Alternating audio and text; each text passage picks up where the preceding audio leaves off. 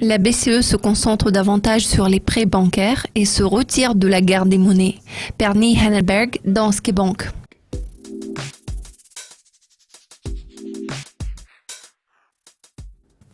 La BCE a surpris les marchés financiers en coupant les taux d'intérêt au sein de la zone euro à zéro, en élargissant son programme d'impression de l'argent et en rendant le taux de la facilité de dépôt encore plus négatif. Que pouvez-vous dire sur cette annonce ? Nous considérons cette annonce comme étant très positive. En général, elle devrait stimuler l'appétit pour le risque. Le marché y a réagi par un mouvement en zigzag. Ce nouvel ensemble de mesures de relance de la BCE est censé contribuer à améliorer l'appétit pour le risque chez les investisseurs. Je tiens à souligner que l'objectif clé de la BCE consiste à stimuler les prêts bancaires au lieu de déprécier la monnaie en réduisant les taux d'avantage. À notre avis, c'est un tournant important pour l'Europe car la BCE a renoncé à la guerre des monnaies.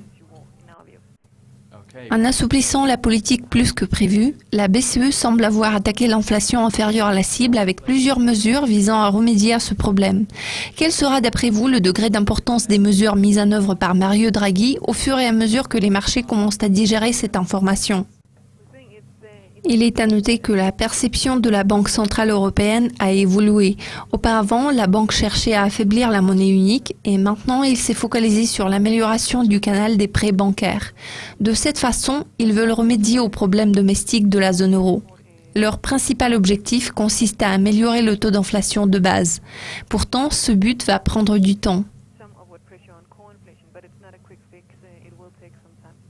Une toute dernière question pour aujourd'hui. Cette semaine, nous découvrirons tout un éventail de décisions de politique monétaire des banques centrales du monde entier.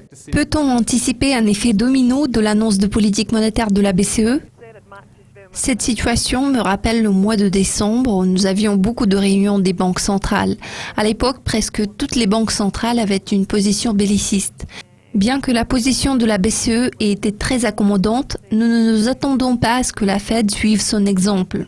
La tonalité de la Réserve fédérale devrait rester belliciste à notre avis. Il est intéressant de noter que l'inflation de base est en train de reprendre aux États-Unis. Le taux d'inflation de base courant n'est pas très loin de la cible fixée par la Fed. Nous envisageons une tonalité belliciste du côté de la Fed cette semaine.